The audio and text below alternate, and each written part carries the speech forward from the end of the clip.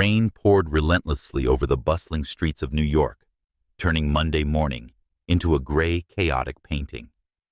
Amara Wilson, 29, an ambitious financial analyst at Apex Financial, struggled to stay calm as the rain soaked her brand-new heels. Her old, worn-out car, which had shown signs of trouble the week before, had finally given up right in the middle of Lexington Avenue, just a few blocks from the office. The watch on her wrist read 8:15 a.m., but the critical meeting with a major client was starting in 45 minutes. Amara muttered a curse under her breath, the pressure weighing heavily on her shoulders. She stood under the tiny awning of a bus stop, trying to call roadside assistance, but her phone mockingly had died and shut off. "Perfect," Amara muttered sarcastically. She watched the traffic pass by, bright yellow cabs zipping through the rain, but none stopped. Her navy blue business dress started to soak through, and she knew her carefully styled curls from this morning were beginning to frizz. Amara took a deep breath, trying not to let panic take over. She had worked hard to build her reputation at Apex, and being late to today's meeting could shake the professional image she had spent years crafting. Lost in thought, Amara suddenly heard a warm, deep voice beside her.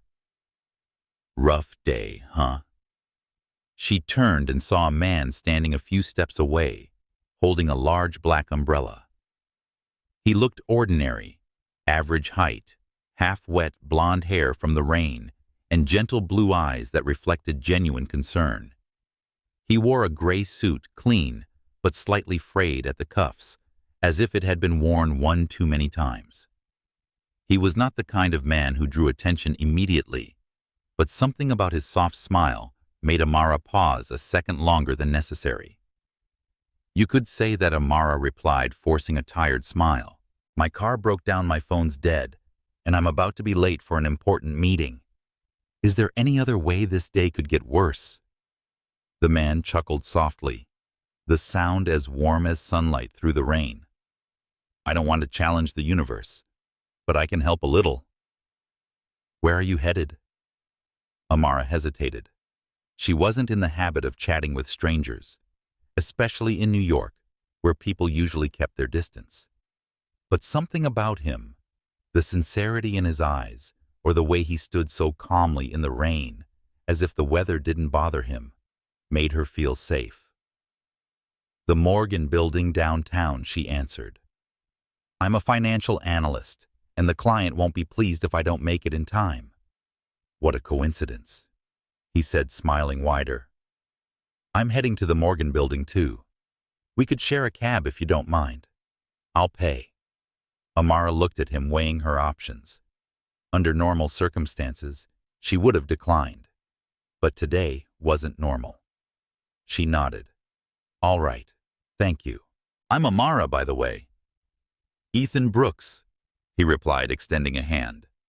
His hand was warm, his handshake firm but unassuming. "Nice to meet you, Amara, even under these circumstances." They hailed a cab, and fortunately, one pulled over immediately. Amara felt a small sense of relief as they slid into the back seat. Inside the cab, the smell of worn leather and soft jazz playing on the radio created a cozy contrast to the storm outside. Ethan tapped gently on the driver's seat and said clearly, "Morgan Building. Please, as fast as you can." Amara looked at Ethan, noticing how unusually at ease he seemed, like helping a stranger wasn't a big deal at all. "What brings you to the Morgan Building?" she asked, partly out of curiosity, partly to break the silence. Ethan shrugged, his smile still present. "Like you, I work in finance, so it's just another day of meetings. And you? Sounds like your meeting is a big deal." Amara sighed and briefly explained the difficult client she was about to meet, a tech startup seeking investment. She was surprised to find herself talking more than usual, sharing the pressure she felt to prove herself at Apex, where she was one of the few black women in a senior role. Ethan listened attentively, nodding at the right moments, and asked thoughtful questions that made her feel he genuinely cared. As the cab stopped in front of the Morgan Building, Sounds like you're good at what you do, Ethan remarked. I bet you'll impress them, even if you're a few minutes late. Amara smiled, feeling lighter for the first time that morning. Thanks for the encouragement. And for the cab. How much do I owe you? Ethan waved a hand. Consider it my good deed for the day, but if you want to return the favor, you could buy me a coffee one day. Amara was surprised by his quiet confidence. She pulled out her phone, realized it was still dead, and laughed. I'll do that, but maybe you should give me your number first. My phone's out. Ethan chuckled, pulled a small piece of paper from his coat pocket, and wrote his number with a ballpoint pen. Old school, but it works, he said, handing her the note. Call me when you're free, Amara. Thank you, Ethan, she said, tucking the paper into her pocket. Good luck with your meeting. You too, he replied, then disappeared into the crowd inside the Morgan building, his black umbrella bobbing over his shoulder. Amara rushed into the elevator, making it to the meeting just as it started. She presented confidently, and the client seemed pleased, but throughout the meeting, her mind kept drifting back to Ethan. There was something about him, his simplicity, his sincerity, or that smile that lit up a rainy day that she couldn't forget. At the end of the day, as she left the office, she pulled out the note and smiled at his neat handwriting. Ethan Brooks, she murmured. Maybe this terrible day wasn't so bad after all. She didn't know yet that the moment in the rain wasn't just a coincidence, but the beginning of a story that would change her life forever.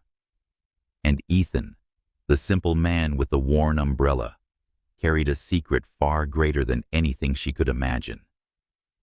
3 days after the fateful encounter in the rain, Amara Wilson stood in front of the mirror in her small but cozy Harlem apartment, giving her appearance one final check. She had chosen a light green knit dress elegant enough for a coffee date, but still casual, so as not to seem like she was trying too hard. Her heart beat faster than usual, a nervous excitement she hadn't felt in years. It's just coffee, Amara, she told herself, but the smile in the mirror betrayed her excitement. Ethan Brooks, the man with the old umbrella and the warm smile, had called her the night before, reminding her of the promised coffee date. His voice over the phone was as deep and sincere as the day they met, and she agreed without hesitation. Corner Brew, a quiet cafe tucked at the corner of a peaceful street near Central Park, was rich with the scent of roasted coffee beans and freshly baked pastries. Amara arrived early, choosing a table by the window to look at the bustling street. She scrolled through her phone, trying not to check the time too often. At exactly 10:55 a.m., she heard the soft chime of the door, and Ethan stepped in. He wore a simple white shirt and jeans, his blonde hair slightly tousled by the wind, but his blue eyes lit up when he saw her. Hi, Amara, he said, his smile brightening the corner of the cafe. I hope I didn't keep you waiting. Just a few minutes, Amara replied, feeling her cheeks warm. Thank you for coming. Ethan sat across from her and ordered a black coffee with no sugar, while Amara chose a vanilla latte. The conversation started lightly with simple questions about each other's day. Amara talked about her work at Apex Financial, where she had just completed an analysis report that pleased a client. Ethan listened attentively, asking sharp questions about her investment strategy, surprising Amara with his understanding. You said you work in finance, but I get the feeling you know more than you're letting on, she teased, raising an eyebrow. Ethan laughed, though his gaze drifted slightly, as if carefully weighing his answer.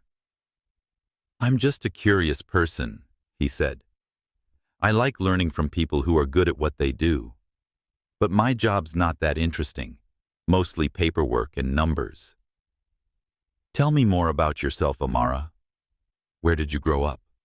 Amara smiled, sensing the subtle redirection, but not pressing.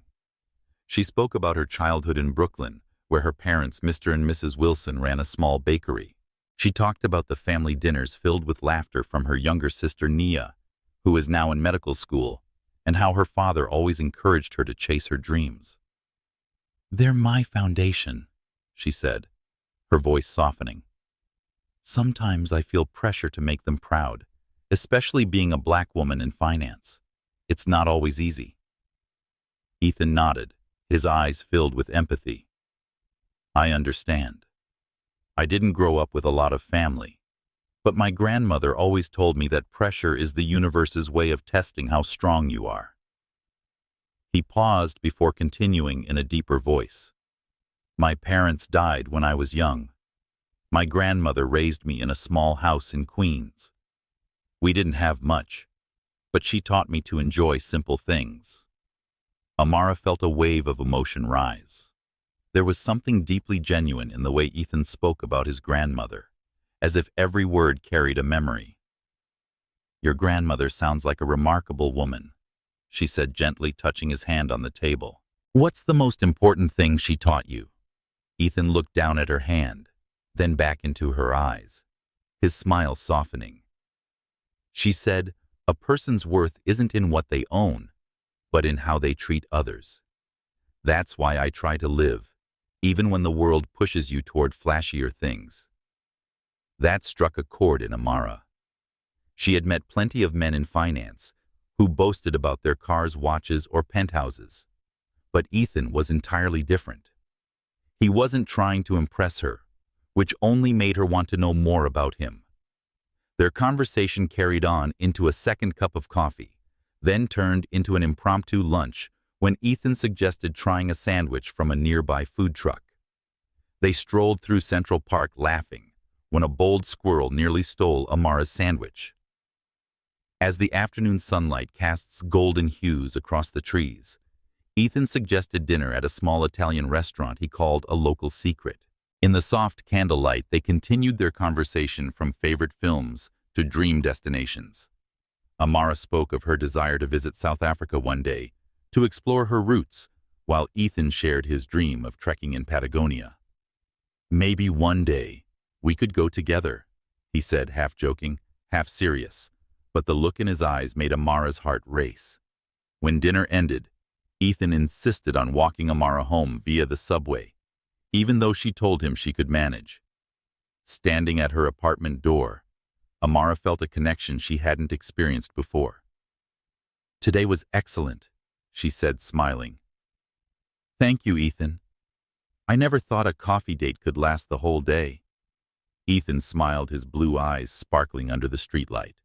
"Me neither, but I'm happy it did. Are you free this weekend? I know a great used bookstore if you like reading." Amara nodded, her heart feeling like it might float. "I'd love that.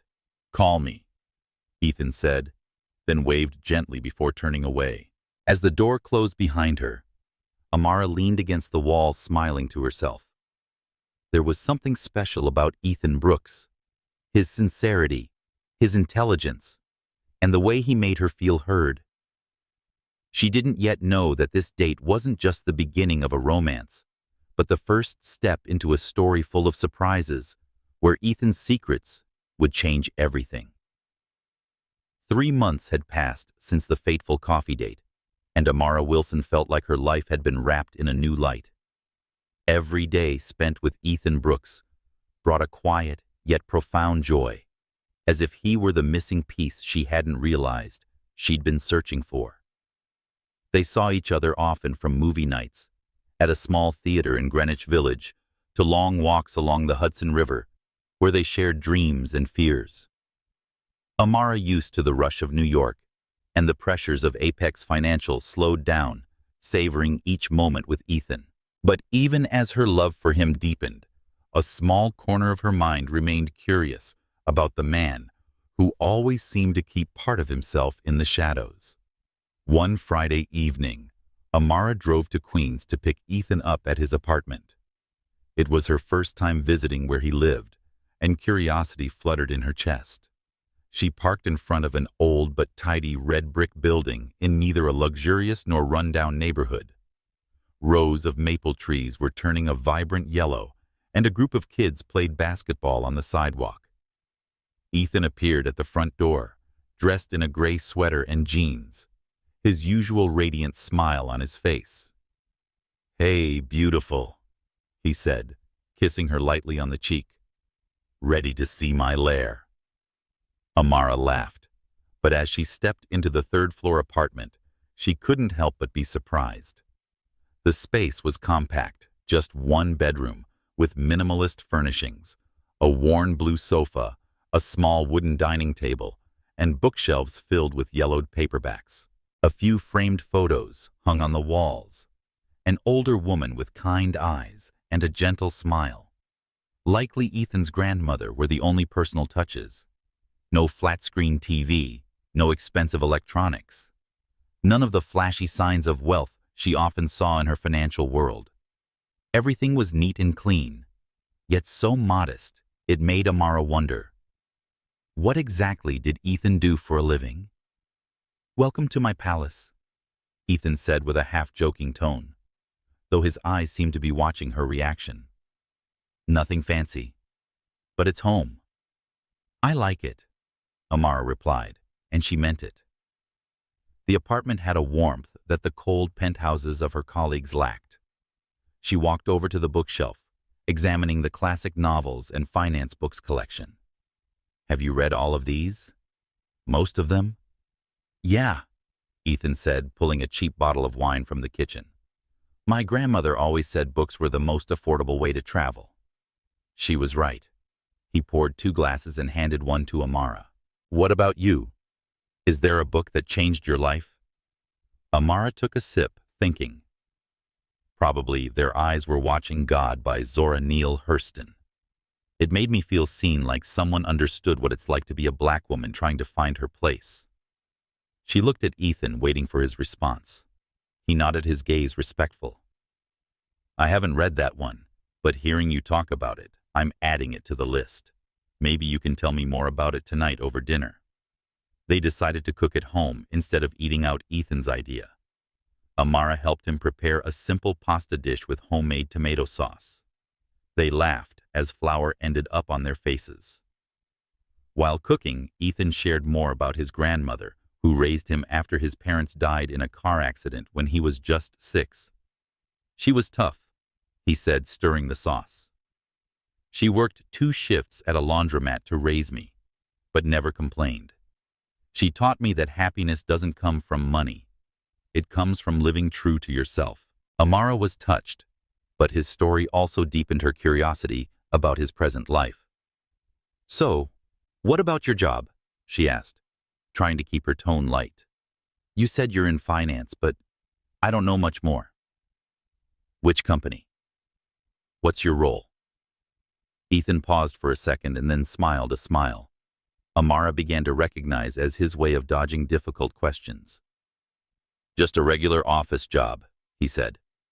"I started in the mailroom and worked my way up. Now I'm in a slightly better spot. But it's nothing exciting. I'd rather hear about your work. How's Apex this week?"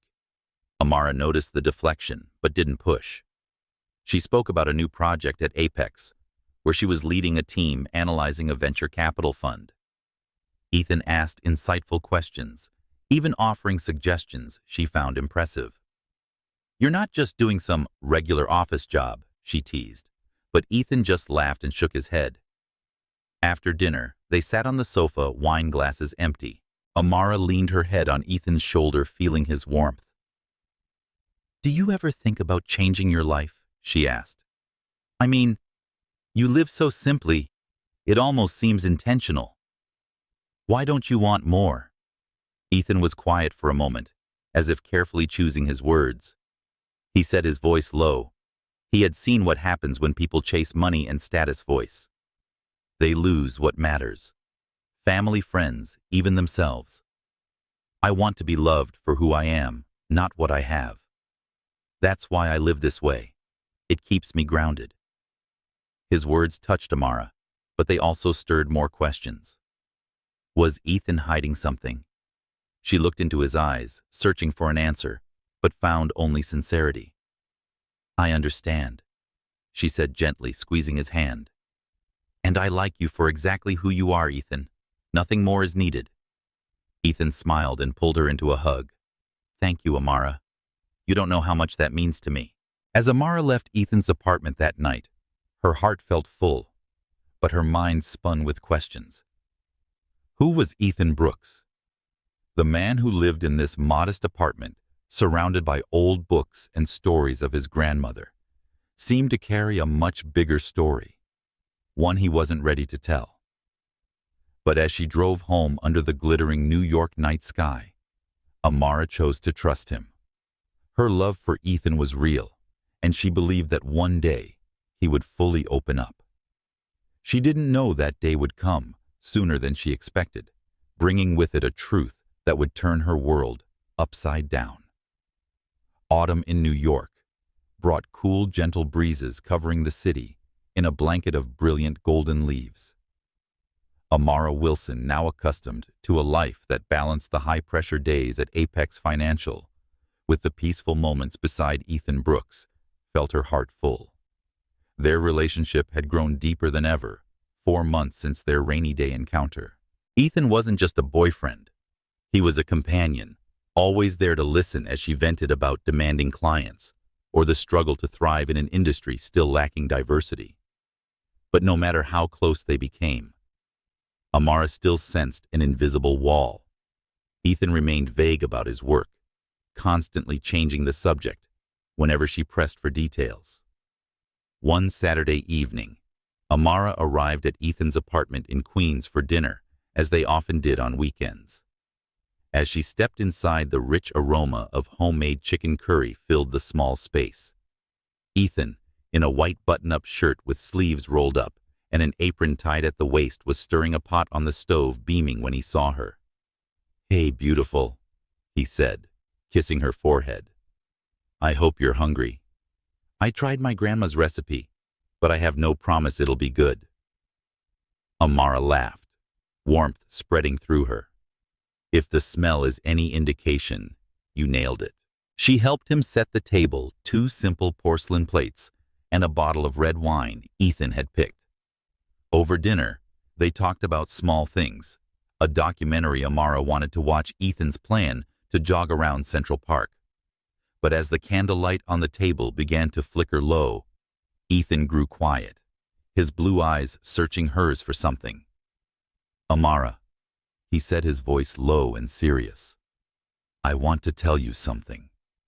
He stood up and retrieved a small velvet box from the coat hanging near the door. Amara's heart pounded as he knelt before her, opening the box to reveal a simple silver ring with a sparkling blue stone. Not a pricey diamond, but beautiful in its way, chosen, it seemed, with deep care. "Amara Wilson," Ethan began, his voice slightly trembling. "I know we haven't been together long, but I've never been so sure of anything in my life as I am about you. You make me better. You make the world better. I want to spend the rest of my life making you happy. Will you marry me?" Tears welled in Amara's eyes.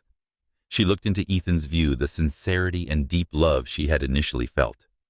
Without hesitation, she nodded. "Yes, Ethan. Yes, I will marry you." He slid the ring onto her finger and hugged her tightly, laughing and crying. Inside the small apartment, with curry in the air and candlelight dancing, it felt like the whole universe was blessing them.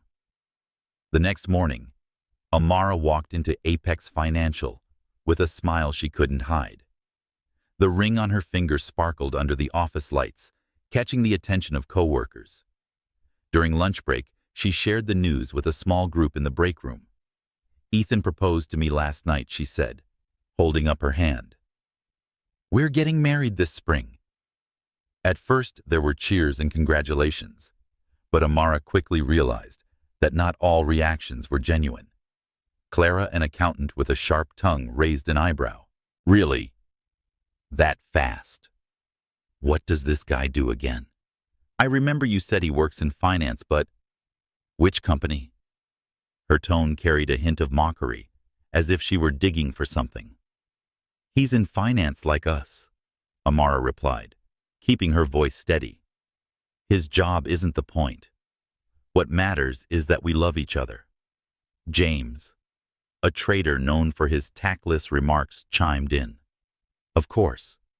But I mean, he doesn't seem successful, does he? I mean, you're the star here, Amara. You could have anyone. He smiled, but the smile didn't reach his eyes. Amara felt a surge of anger, but kept her composure. I chose Ethan, she said firmly, and I don't need anyone's approval. She stood up and left the break room before the conversation could spiral further. But as she walked down the hallway, she overheard Clara whispering to James, "She's smart, beautiful, thriving. Why settle for a guy who takes the bus? Something's off." The words cut like a blade. Amara returned to her desk, trying to focus, but her thoughts were in turmoil. She knew Ethan wasn't wealthy, and she had never cared. He was thoughtful and intelligent, and made her laugh in ways no one else could. So why did her co-worker's judgment hurt so much? She thought of her parents and sister Nia, who had adored Ethan from the first meeting. They didn't care that he wore an old suit or lived in a modest apartment. But Ethan didn't meet their standard at Apex, where success was measured by wealth and status. That evening, Amara told Ethan about her co-worker's reactions as they sat on the couch in her apartment. He listened quietly, gently squeezing her hand. "I'm sorry they upset you," he said in a low voice. "But you know they're wrong. They can't tell us. They don't know what matters to you." Amara nodded, but the hurt still lingered. "I know, but it's hard. I work with them every day. They're like a second family. I thought they'd support me." Ethan pulled her into his arms and kissed the top of her head. "They'll come around one day. For now, let them talk. What matters is we have each other.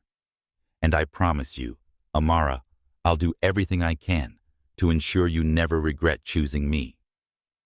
His words comforted her, but as she looked into his eyes, Amara saw that familiar flicker of mystery, like he knew something she didn't. She pushed the thought away, reminding herself that their love was stronger than any whispers.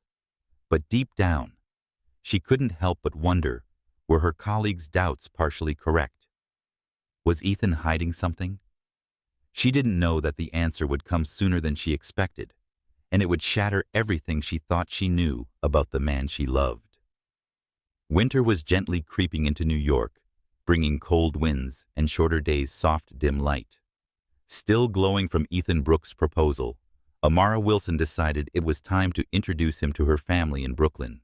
Though they had only been together for under 5 months, Amara felt Ethan was the person she wanted to share her life with, and she wanted her family, the people who mattered most, to understand why. Still, after the judgmental whispers from her colleagues at Apex Financial, Amara couldn't help but worry. Would her family see what she saw in Ethan? Or would they question the quiet man she had fallen for? On Sunday afternoon, Amara and Ethan drove across the Brooklyn Bridge, her old car creaking with every gear shift. Ethan sat in the passenger seat, wearing a dark green sweater and chinos, holding a box of homemade cookies he claimed was Grandma's secret recipe. "Are you sure they'll like me?" Ethan asked, half joking, though Amara caught a flicker of tension in his blue eyes. Amara replied, "They're going to love you," gently squeezing his hand. "Just be yourself, how you made me fall in love with you." She smiled, though there was still a sliver of unease inside her. Her family, Mr. and Mrs. Wilson, and her younger sister Nia, had always supported her. Still, they were also fiercely protective, especially her father, who was known to interview her boyfriends like a hiring manager. When they arrived at the cozy brownstone in Bed-Stuy, the scent of barbecue and cornbread drifted from the kitchen. Mrs. Wilson, with her silver curls tied back neatly, opened the door and pulled Amara into a tight hug. "My baby girl finally home," she exclaimed, then turned to Ethan with a curious smile. "And this must be the young man you won't stop talking about, Ethan Brooks, ma'am," Ethan said, shaking her hand with calm confidence. "A pleasure to meet you." Thank you for having me. He handed her the box of cookies, and Mrs. Wilson beamed. A man who brings gifts, I already like you, she said, leading them inside. Mr. Wilson, tall and deep-voiced, was tending to ribs at the grill. Nia, a medical student, popped out of the living room and hugged her sister before eyeing Ethan playfully. So you're the one who's got my sister all head over heels. I'm Nia. Ethan smiled and shook her hand. Nice to meet you. Amara says you're the rising star of medicine, right? Nia raised an eyebrow. Clearly pleased, smooth talker. Come on in before you freeze. Sunday dinner at the Wilsons was a sacred ritual, with a table overflowing with barbecued ribs, mashed sweet potatoes, and black-eyed peas. Ethan fit in right away, sharing funny stories about his grandmother, like when she tried to teach him about the jitterbug in the kitchen, and they both ended up falling over. She said it was a lesson in patience. Ethan recalled, making everyone burst into laughter. Even Mr. Wilson, usually quiet, chuckled, a perfect sign in Amara's eyes. As Amara helped her mother clear the dishes, Mrs. Wilson pulled her aside. That boy's got a good heart, she whispered. I can see how he looks at you like you're his whole world. But I can also see you're worried. What's going on? Amara sighed and told her mother about the comments from coworkers, how Clara and James at Apex had suggested Ethan wasn't right for her and that he might be hiding something. I don't care about money, Amara said quietly, but I hate feeling like I have to defend him to everyone. Mrs. Wilson placed a hand on her daughter's shoulder. Sweetheart, people will always have something to say. But this family knows what matters. If Ethan makes you happy, that's all we need to know. And those other people? They'll soon see how wrong they are. Amara nodded, feeling a wave of relief. When she returned to the dining room, she saw Ethan playing dominoes with Nia and her father, the three of them playfully arguing over the rules. He's cheating, Nia accused, though her eyes sparkled with amusement. Mr. Wilson patted Ethan on the back, a rare gesture of approval. After dinner, Mr. Wilson led Ethan to the backyard, where he kept a small garden. Amara watched through the window as the two men spoke, her father nodding thoughtfully at something Ethan said. When they came back inside, Mr. Wilson pulled Amara aside. He doesn't have much money, sweetheart, her father said bluntly. But he's got a rich heart, and he loves you. That's what I needed to know. But if he ever hurts you, I'll find him. Amara laughed and hugged her father. Thanks, Dad. I love him too. As they drove away that night, Ethan held Amara's hand in the car, his eyes glowing. Your family is fantastic, he said. I haven't had a dinner like that since Grandma passed. Thank you for making me feel at home. Amara squeezed his hand, but her thoughts drifted back to the whispers at Apex. Her family's acceptance gave her strength, but she couldn't shake the feeling that her co-workers would keep judging. Ethan, she said hesitantly, have you ever thought about sharing more about your work? People at Apex keep asking, and I don't know what to say. Ethan was quiet for a second, then smiled the mysterious smile Amara had come to recognize. I know it puts you in a tough spot, he said. I don't like talking about work because it doesn't define me. But I promise, Amara, one day you'll know everything. Just trust me a little longer. Okay? Amara looked into his eyes and saw sincerity mixed with something she still couldn't quite name. She nodded, but a small part of her wondered, what exactly is Ethan protecting? As they drove through Brooklyn's light-strewn streets, Amara felt her love for Ethan stronger than ever. But she also knew the road ahead wouldn't be easy.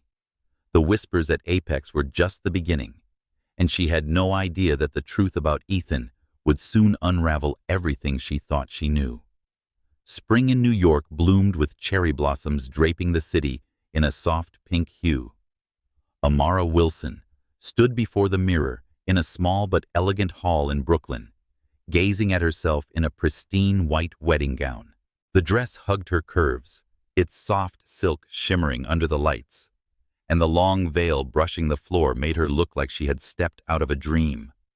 But Amara's heart wasn't beating solely from joy. The whispers of judgment from her colleagues at Apex Financial, who had doubted her fiancé Ethan Brooks for months, still echoed in her mind. Today was her and Ethan's day, yet she couldn't shake the feeling that scrutinizing eyes would dim her happiness.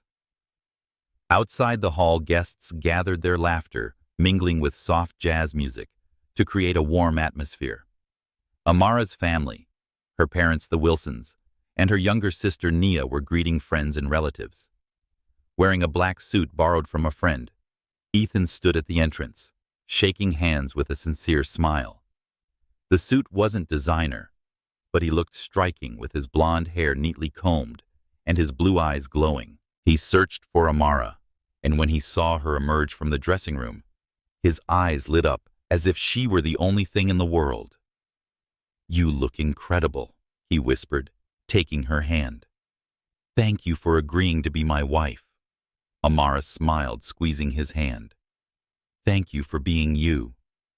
But before she could say more, Nia, acting as maid of honor, whisked her away to prepare for the ceremony. The wedding was short, but deeply emotional, their vows echoing through the quiet room. "I promise to love and protect you no matter what life brings," Ethan said, his voice trembling slightly. Tears welled in Amara's eyes as she replied, "I promise to stand by your side through every joy and every challenge." As they exchanged rings, Amara's a simple silver band with a blue stone, Ethan's a plain band. The room erupted in applause, and the Wilson family cheered with pride. The reception began with dancing and traditional food, crispy fried chicken, mashed sweet potatoes, and sweet cakes baked by Mrs. Wilson herself. Amara and Ethan opened the dance floor with a slow dance. She rested her head on his shoulder, feeling his warmth amidst the music. But the joy was quickly interrupted when she noticed a group of co-workers from Apex, Clara, from accounting James, from trading, and a few others huddled in a corner, whispering and casting glances. Amara tried to ignore it, but Clara's sharp eyes unsettled her. While cutting the cake, Amara accidentally overheard Clara's voice, making no effort to lower it. "Look at his shoes," Clara said to James, pointing to Ethan's shiny but slightly worn black shoes. "Those must be at least 5 years old. Couldn't he buy a new pair for his wedding?" James scoffed. "She's probably pregnant and they had to rush it. I mean, who else would marry someone like that?" Amara felt her face burn. She wasn't pregnant, and her love for Ethan was real.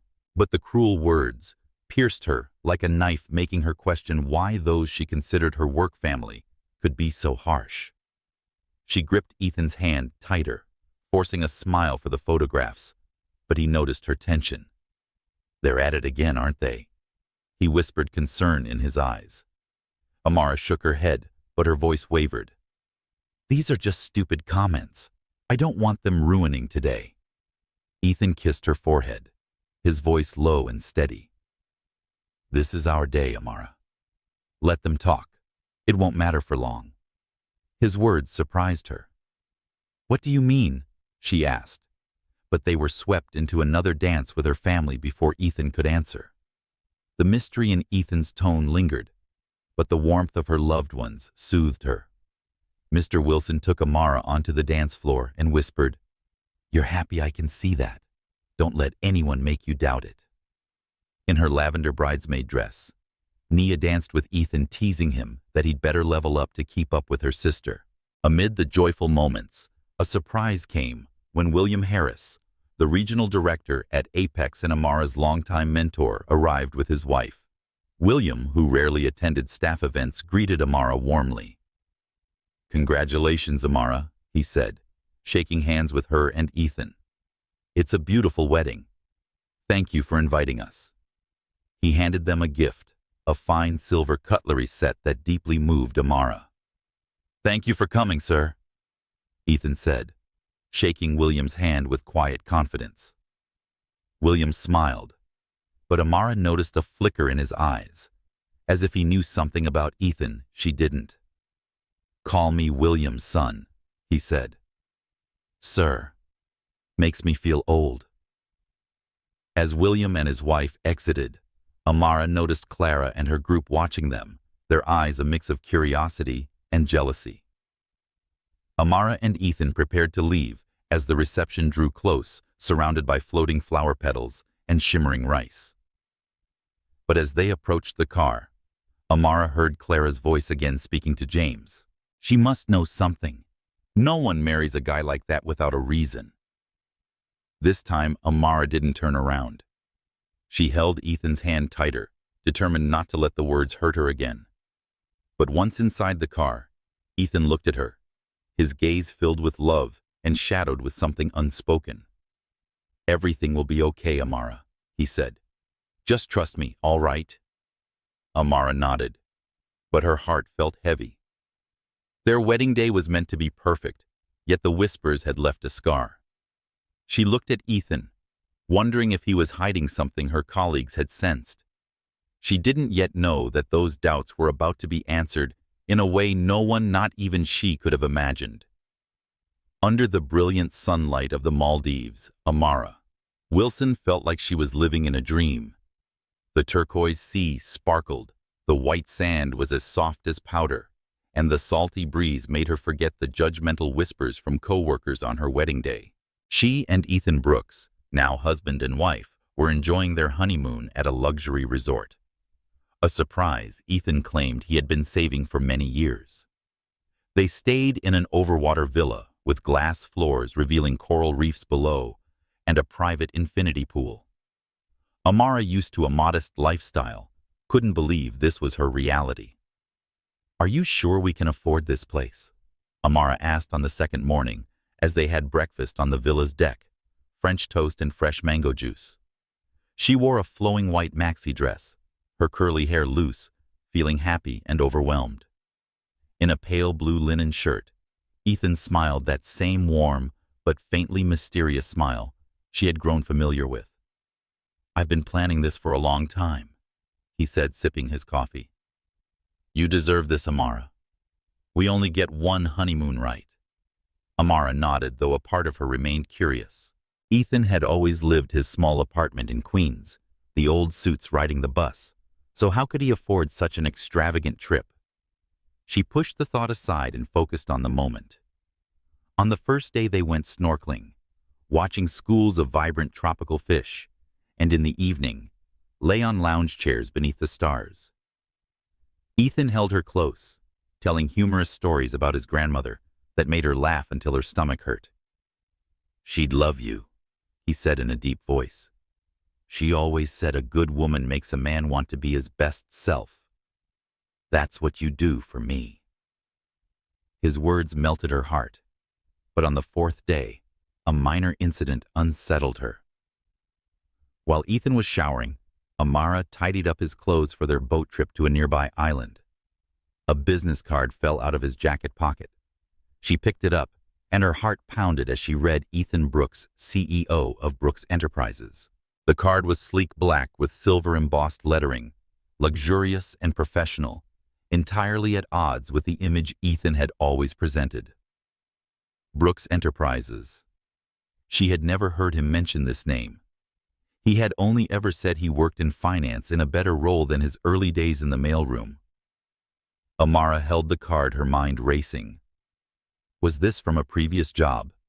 A side project? But why had he never mentioned being a CEO? She slipped the card back into his pocket, deciding not to ask. But the seed of doubt had been planted. During the boat trip that afternoon, Amara tried to act normal as they watched the sunset, but her eyes kept drifting to Ethan. He was smiling, pointing out a pod of dolphins dancing near the boat. But she couldn't help wondering, what is he hiding? That evening, as they dined on the beach beneath candlelight and fresh flowers, Ethan's phone rang. He glanced at the screen, frowning slightly. "I have to take this," he said apologetically. "Work. It won't be long."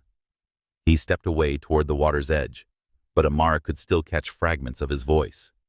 No, we need to stick to the plan. She doesn't know yet. Next week after we're back. His tone was low, but the tension in his voice was evident. When Ethan returned, he smiled, as if nothing had happened, but Amara could tell the smile didn't reach his eyes. Everything okay? She asked lightly. Just a minor issue at work, he said, reaching for her hand. Nothing serious. I told them to leave me alone this week, but finance never sleeps.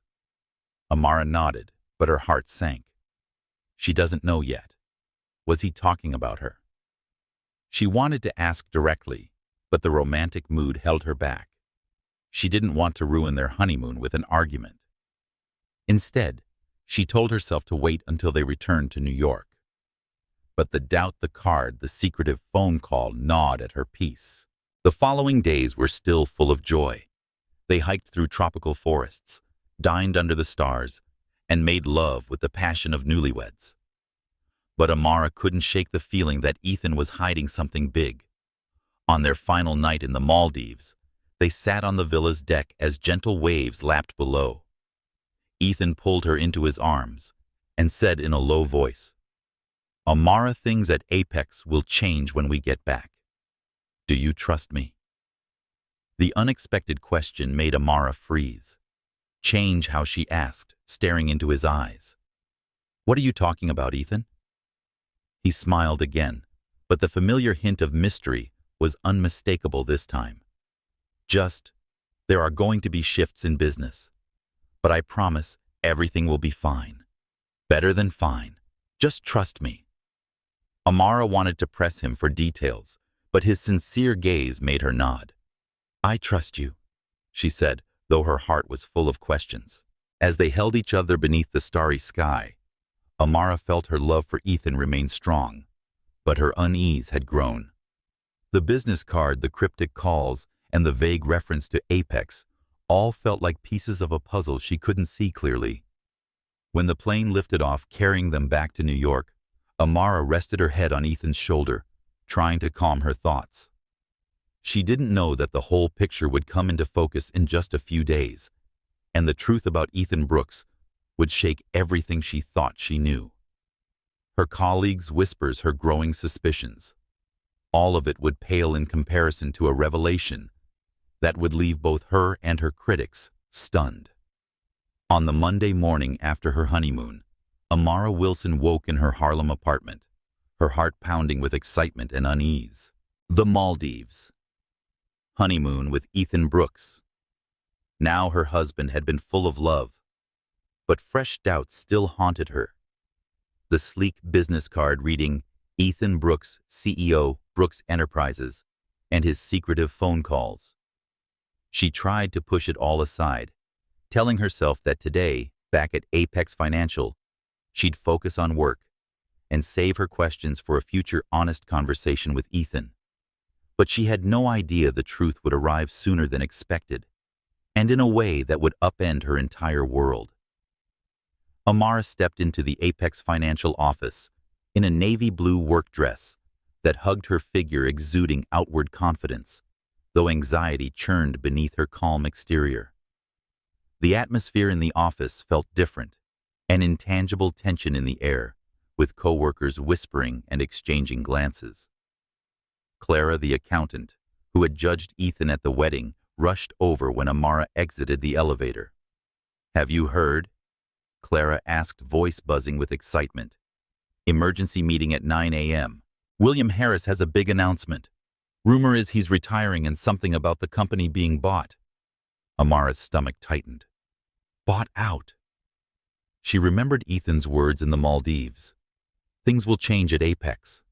But she brushed it off. It's just a coincidence, she told herself. "I haven't heard anything," she replied calmly. "Do you know more?" Clara shrugged, but her eyes were sharp. "Just rumors." "But you just got married, so you've been a little distracted. How was the honeymoon? The Maldives must have been expensive. How did your guy manage that?" The question dripped with fake curiosity, and Amara felt her face flush.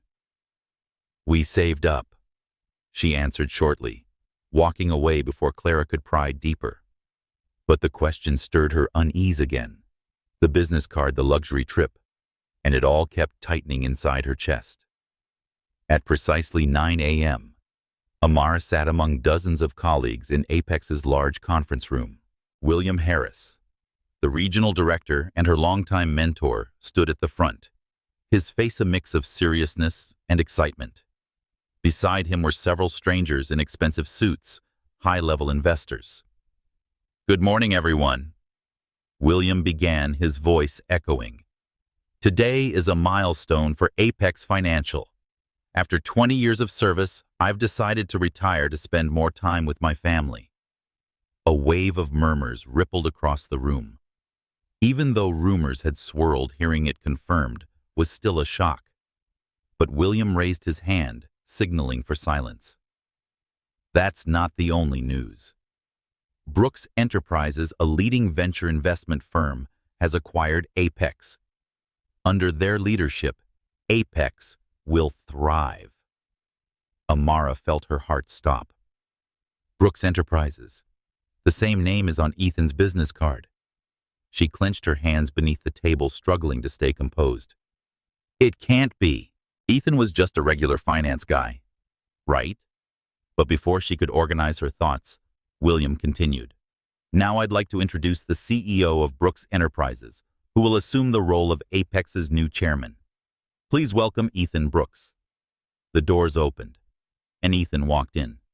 Not the Ethan in old suits or casual sweaters that Amara knew, but a transformed version, tailored navy blue suit, slicked back hair posture, radiating executive authority.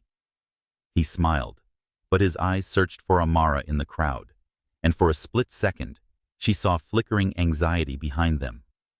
The room exploded into whispers. Ethan Brooks. Clara whispered to James, seated beside Amara. Amara's husband.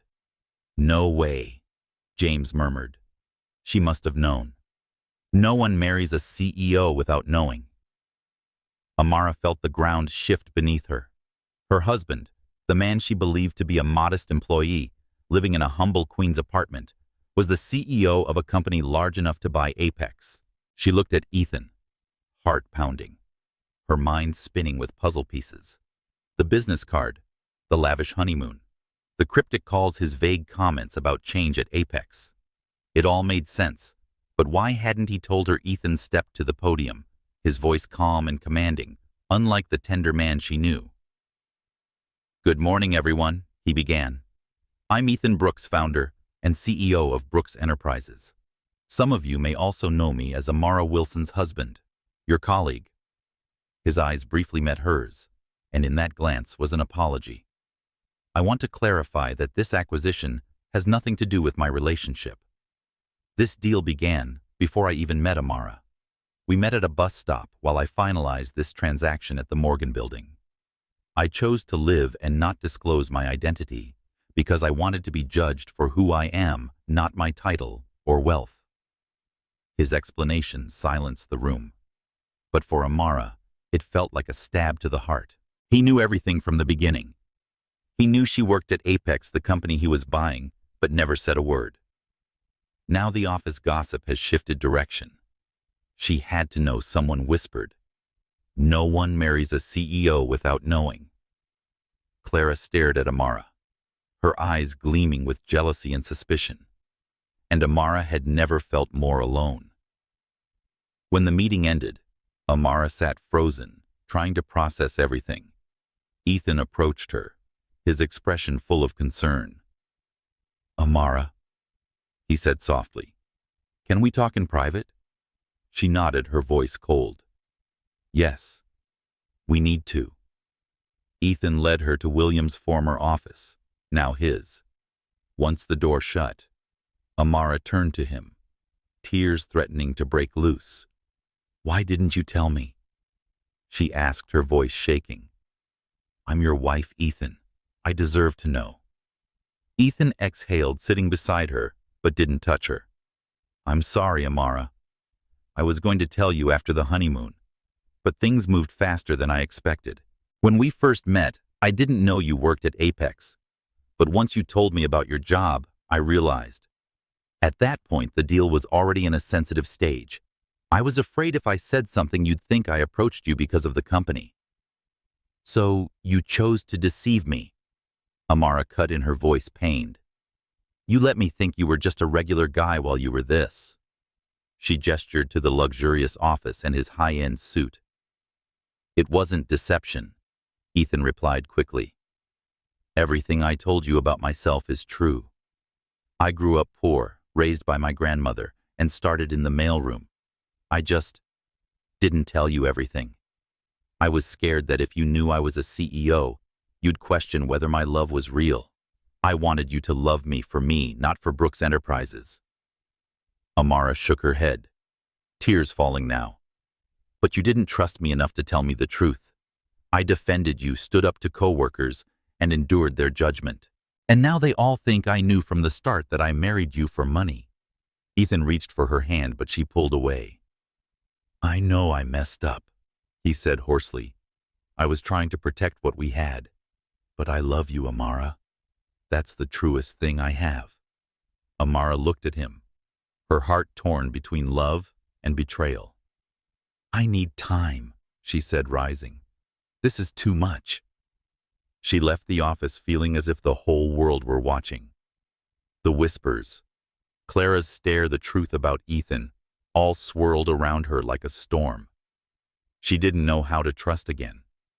But deep down, she knew her love for Ethan was still there, waiting to be healed. That afternoon, after the fateful meeting at Apex Financial, Amara Wilson sat alone in her Harlem apartment, the golden glow of sunset spilling through the windows. Her mind was still reeling from the shocking revelation Ethan Brooks, her husband, the man she loved, wasn't a regular financial employee, but the CEO of Brooks Enterprises. This company had just acquired Apex. The betrayal of his hiding his true identity and the judging eyes of coworkers like Clara and James made Amara feel trapped in a storm of emotions. She had left the office right after their brief conversation, telling Ethan she needed time to think. But now alone in her familiar space, she didn't know how to move forward. Her phone lit up with a message from Ethan. I'm downstairs. Can we talk? I'll wait however long it takes. She stared at the message, her finger hovering over the screen, torn. Part of her wanted to face him to demand answers. The other part just wanted to hide from the painful truth.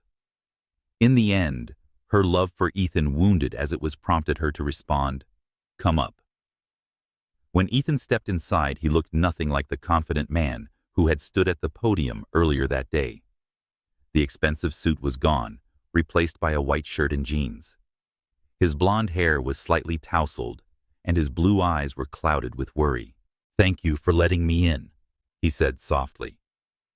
"Amara, I know I hurt you. I want to explain if you're willing to listen." Amara crossed her arms, sitting stiffly on the sofa, keeping her distance. "Fine, Ethan. Explain. Why did you let me believe you were someone else? Why didn't you trust me enough to tell the truth?" Ethan sat across from her, bowing his head momentarily, as if trying to organize his thoughts. "I didn't set out to deceive you," he began. "I didn't know who you were when we met at the bus stop. But when you mentioned Apex, I realized you were one of the key employees my team had identified in the acquisition. At first, I was going to tell you everything over coffee. But after that first date, I felt a connection I'd never experienced. I was scared that if I told you I was the CEO of Brooks Enterprises, you'd think I approached you because of the company." Amara shook her head, her voice edged with bitterness. "So you chose to hide it from me for 4 months? Through the proposal, through the wedding. Did you think I was so shallow? I'd love you for your money." "That's not what I thought," Ethan said quickly, his eyes filled with pain. "I was afraid of losing you. Brooks Enterprises is something I built from nothing, starting in the mailroom. I've seen how people change around money and power. I just wanted to be sure you loved me, Me, the guy who grew up poor in Queens, not the CEO. But I was wrong to keep the truth from you. I planned to tell you after the honeymoon during a quiet evening, but the Apex deal closed sooner than expected. Amara stayed silent, absorbing his words. She recalled how often Ethan had dodged questions about work, the secret calls in the Maldives, and the business card she found. How sensitive was this deal that you couldn't tell your wife? She asked coldly. Ethan exhaled. Brooks Enterprises specializes in venture capital. Apex was one of our biggest targets. If word leaked before the deal closed, competitors could have intervened. I signed strict non-disclosure agreements and didn't want to risk involving you legally. But more than that, I feared you'd think our love wasn't real if you found out I was buying your company. Tears welled in Amara's eyes. But I defended you, Ethan. I endured all the whispers from Clara and James' people saying you weren't good enough, that I was pregnant, or had some secret reason. And now they all think I knew that I married you for money. Ethan bowed his head, hands clenched. I know, and I'm sorry I let you face that alone. I should have been honest from the start. But Amara, I swear my love for you is real. Every moment we've shared from that bus stop to our wedding, it was all real. Amara looked at him, her heart torn. She remembered the nights they cooked together, how he listened when she spoke about being a black woman navigating the finance world, the way he fit in so naturally with her family. But this betrayal, it cut deep. I need time, she said hoarsely. I love you, Ethan, but I don't know how to trust you right now. Ethan nodded, his eyes red with unshed tears, but full of respect. I understand. I'll give you space. But I'll wait, Amara. I'll do everything I can to earn your trust again. After he left, Amara felt hollow. She called her mother Mrs. Wilson and broke down as she told her everything. I don't know what to do. Mom, she sobbed. I love him, but he's kept so much from me. Her mother listened quietly, then spoke gently. Love is never easy, sweetheart. He was wrong to hide the truth, but I've seen how he loves you. Give your heart time to speak. And ask yourself, can you imagine life without him? Amara spent the whole night thinking images of Ethan flooding her mind, from his smile in the rain to the remorse in his eyes tonight. She remembered what he said about his grandmother, about wanting to be loved for who he truly was. The next morning, Amara made a decision. She returned to their shared apartment in Brooklyn, where they had just moved before the honeymoon. When she opened the door, she saw Ethan sitting on the couch, dark circles under his eyes, as though he hadn't slept. He stood up, hope flickering in his expression, but too afraid to speak. I haven't forgiven you completely, Amara said, her voice trembling. But I want to try. I want us to be honest. From now on, no more secrets. Ethan stepped forward and took her hand, tears glistening. No more secrets, he promised. Thank you, Amara. I'll never hurt you like that again. They held each other tightly, but Amara knew the road ahead wouldn't be easy. The whispers at Apex would continue, and now she had to face a new reality, being the boss's wife. But as she leaned into Ethan's embrace, she felt a flicker of hope. Their love had been tested, and though wounded, it was still strong enough to heal, if they both kept fighting for it.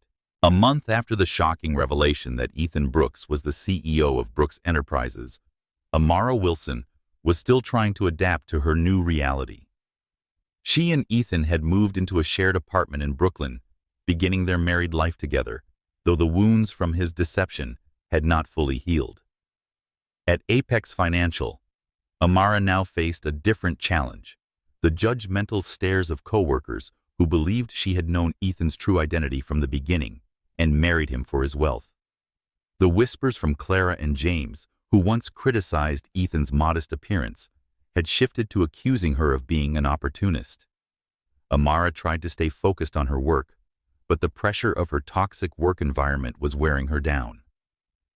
On Wednesday morning, Amara arrived early at the office, hoping to finish a financial analysis report before the others arrived.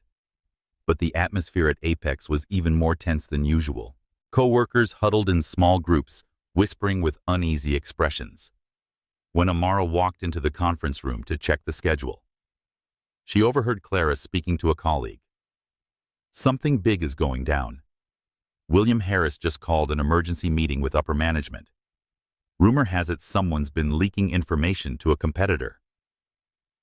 Amara's stomach clenched. Leaking information. She remembered Ethan mentioning a minor issue during their honeymoon, but he hadn't elaborated. She pushed the thought away and tried to concentrate, but the sense of dread grew. At precisely 10 a.m., she was summoned to the large conference room, where William Harris, though technically retired, stood alongside Ethan and the executive board. Amara sat near the door, feeling James's stare on her from across the room cold suspicious. William began, his tone grave. "We've discovered a serious data breach.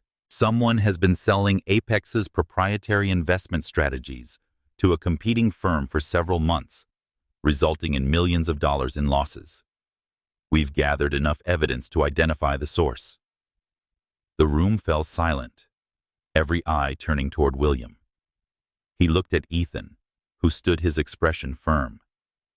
"The perpetrator," Ethan said in a low, steady voice, "is James Carter.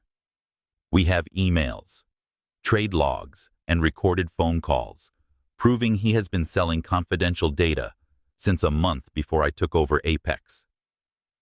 James shot to his feet, his face turning red. "This is slander," he shouted. "I didn't do anything. If you're looking for someone suspicious, look at Amara. She married the boss right before the buyout. Who believes that's a coincidence? She must have known from the start and could have leaked information to help Brooks Enterprises."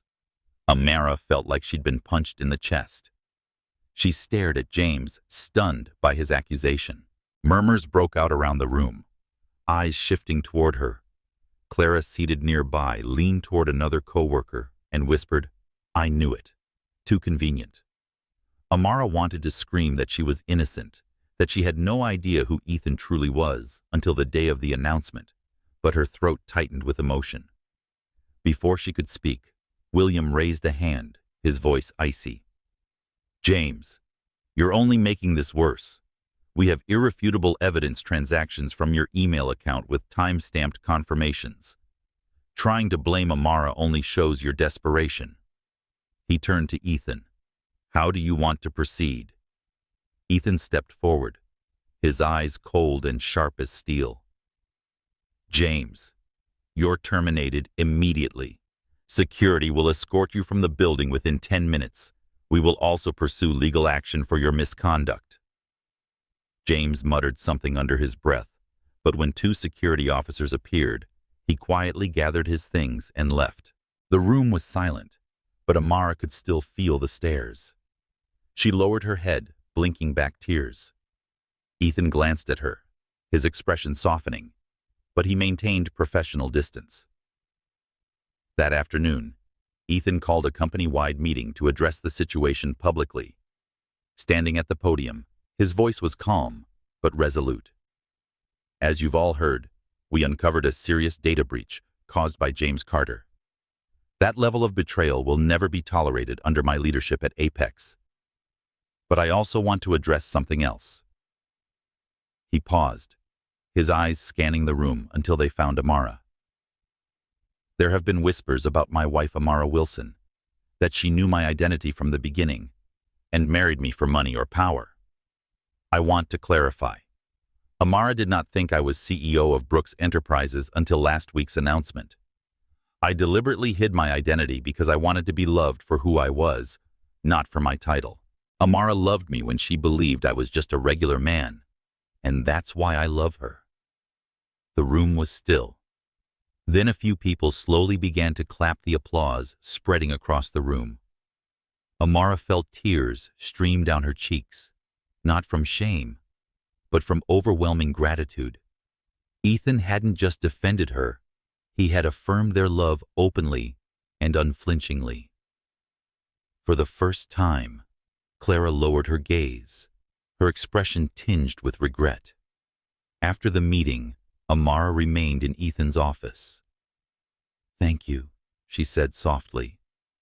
"What you said meant a lot to me." Ethan stepped forward and took her hand.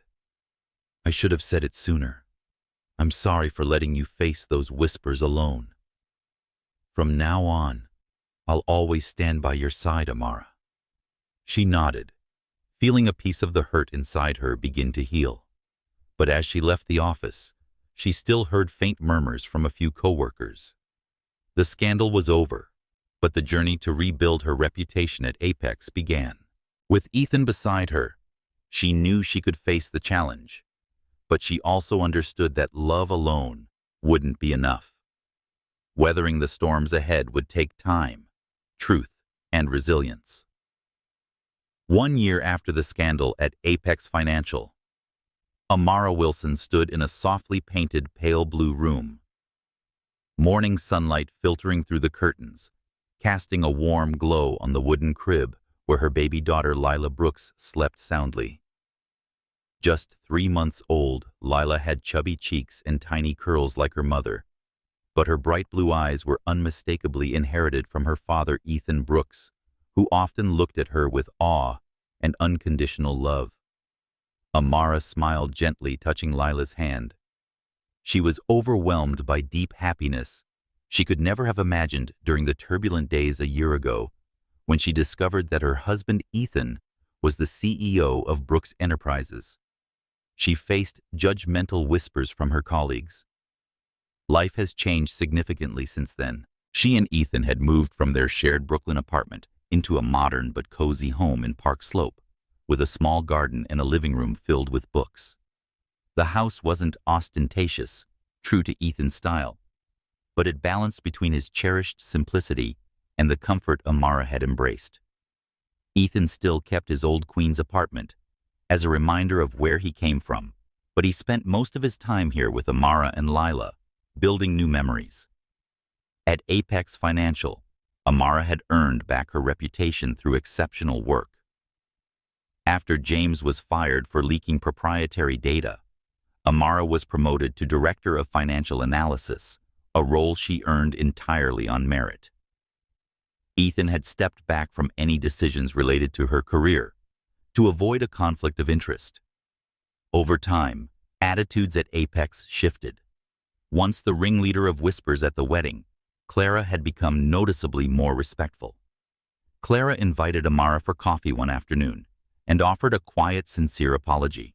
"I was wrong to judge you and Ethan," Clara admitted. "I thought you married him for money, but now I see how much you two love each other." "I'm sorry." Amara nodded, accepting the apology. "We all make mistakes," she said. "What matters is what we learn from them." While it didn't erase the pain of the past, Clara's change of heart was a sign that the whispers at Apex had largely faded, replaced by respect. As chairman, Ethan proved to be a fair and visionary leader. He introduced employee-first policies like flexible hours and professional development programs, helping Apex thrive under Brooks Enterprises management. At work, he and Amara kept clear professional boundaries. But they were a team at home, cooking meals together, changing diapers, and laughing through Lila's messy play. On a Saturday evening, Amara and Ethan hosted a family dinner at home. Her parents, Mr. and Mrs. Wilson, and her sister Nia joined them. The dining table overflowed with tradition: crispy fried chicken, black-eyed peas, cornbread made by Mrs. Wilson, and a batch of cookies Ethan had baked using his grandmother's recipe. Lila lay in a baby rocker nearby, cooing and babbling to everyone's delight. Mr. Wilson raised his wine glass, his voice deep and warm. To Amara and Ethan, he said, "You've overcome so much to build this family." And to Lila, the new joy of our lives." Everyone clinked glasses, and Amara looked at Ethan, her eyes filled with love. She remembered the pain of discovering his hidden identity. But now she saw the man who had kept his promise, no more secrets, only honesty and love. "Thank you, everyone," Amara said, her voice thick with emotion. "With family by our side, I feel fortunate." Later that evening, Nia pulled Amara into the garden, the string lights above them twinkling. "Are you pleased, sis?" Nia asked gently, her eyes searching. "I mean, after everything with Ethan, have you ever doubted it?" Amara paused, then smiled. "There were hard days, Nia, but Ethan's shown me his love not just with words, but with action. He's a wonderful father and husband. I don't doubt our love anymore." Nia hugged her, laughing. "Good, because Lila needs both of you. And I need a brother-in-law to tease." As the guests left and the house quieted, Amara and Ethan cleaned the kitchen while Lila slept in her room. "Tonight was perfect," Ethan said, wrapping his arms around her waist. "Your family makes me feel like I finally have a real home." "Our family," Amara corrected, resting her head on his chest. "And I'm so glad you're a part of it." But as they stood together, Amara knew their journey wasn't over. Apex still brought its share of challenges, and being the wife of the CEO often came with subtle pressure. Yet she believed they could weather anything with Ethan and Lila beside her. She had no idea that the next chapter wouldn't bring scandal or struggle, but a joy even greater. And the love story that began at a rainy bus stop would soon become a living testament to the power of forgiveness and trust. Early on their 4th wedding anniversary morning, Amara Wilson awoke in the warm, cozy home she and Ethan shared in Park Slope, Brooklyn, and realized the bed beside her was empty. In Ethan Brooks's place lay a single fresh red rose and a handwritten note, "Meet me where it all began. 8 a.m. Love, E." Amara smiled, her heart quickening, as she recalled the bus stop where she had met Ethan 4 years ago, a rainy day that changed her life forever. She slipped out of bed quietly, careful not to wake Lila, their 3-year-old daughter, who was sleeping peacefully in the next room, hugging a stuffed bear, her small curls bouncing on her pillow. Amara slipped on a simple sky blue dress, Ethan's favorite color, and called her mother, Mrs. Wilson, to watch Lila. As she drove through the sunlit streets of New York, her mind traveled through their journey from that chance encounter, through the whispers and judgments from Apex financial colleagues, to the shocking revelation that Ethan was the CEO of Brooks Enterprises. They had weathered deception, prejudice, and doubt to build a family grounded in love. With her brilliant smile and boundless curiosity inherited from both parents, Lila was a living symbol of that journey. At exactly 8:00 a.m., Amara parked near the familiar bus stop on Lexington Avenue. Ethan stood there, not in the worn suit he'd worn that first day, but in a crisp white shirt and jeans, his blonde hair glinting in the morning sun.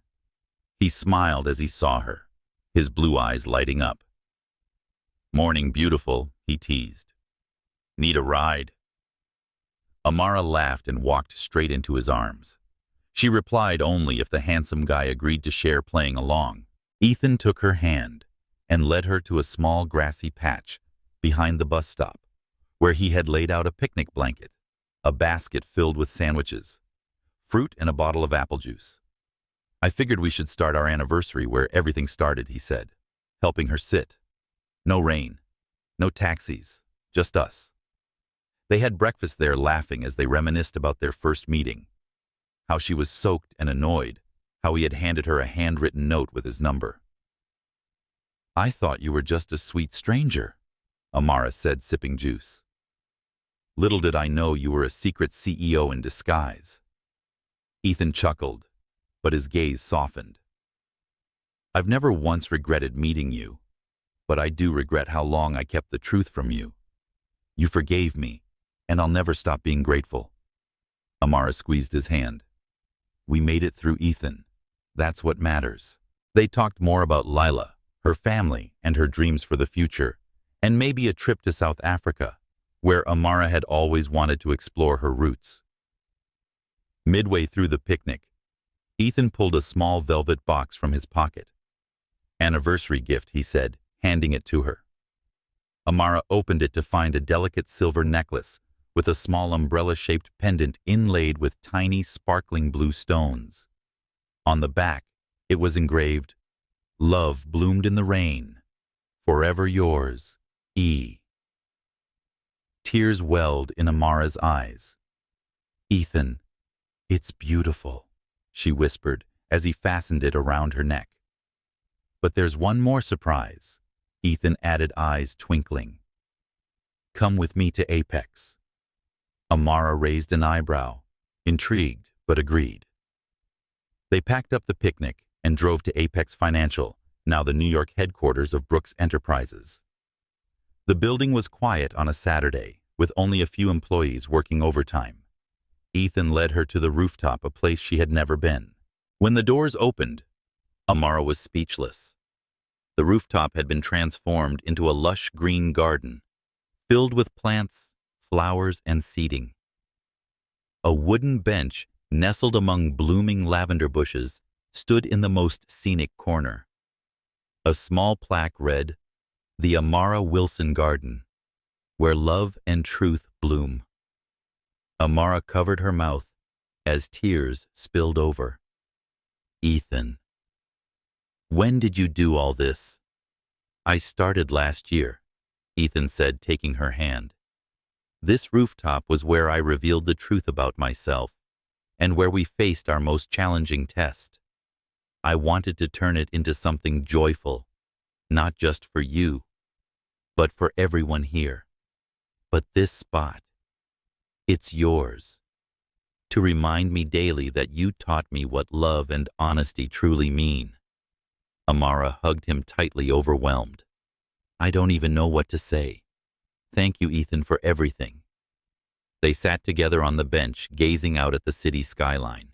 Amara rested her head on his shoulder, reflecting on how far they'd come, the whispers from Clara and James, and colleagues' doubts. Now they were respected at Apex, not just for their professional success, but for the authenticity of their love. Clara had become a genuine friend, and under Ethan's leadership, Apex thrived with employee-focused policies, and Amara became a role model for young Black women in finance. Amara quietly said that people thought I married a poor man back then. They had no idea you were the wealthiest person I've ever met, not because of your money, but because of your heart. Ethan kissed her hair, voice thick with emotion. And you've made me richer, Amara, with love, Lila, and this family. Amara and Ethan stood hand in hand as the sun began to set, painting the New York sky in vibrant orange. They had come full circle from a rainy bus stop to this rooftop garden, from suspicion to trust, from social judgment to enduring love. Lila, their family, and Apex stood as proof of their shared journey. Happy anniversary, my love, Ethan whispered, kissing her gently. Happy anniversary, Amara replied with a smile. And here's to many more years. Beneath the sunset, they held each other, knowing that their love born in the rain would forever bloom like the garden that now bore her name.